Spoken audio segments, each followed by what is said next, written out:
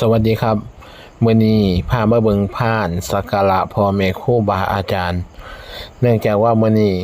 ผมได้เฮ็ดพานกับหมู่สิเอาไปสักการะเป็นเครื่องประกอบเครื่องบายสีสู่ขวัญเนื่องจากพ่อแม่ครูบาอาจารย์เพิ่นได้พระราชทาน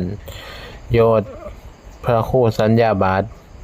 ก็เลยเฮ็ดเครื่องไปประกอบเครื่องบายสีนำเพิ่นพอได้โชว์ฝีมือจักเล็กจักน้อยบ่เฮ็ดจักเทื่อหลายมันก็สิหลงมันก็สิบ่จบบ่งามเด้บัดนี้มันได้เฮ็ดมาเป็นชิ้นเป็นอันแล้วก็คือจังพอเบิ่งอยู่ก็เลยถ่ายรูปถ่ายภาพมาฝากเบิดซุคู่ซุคนให้ซอยต้องซอยตีนํกันครับบ่งามหม้องใด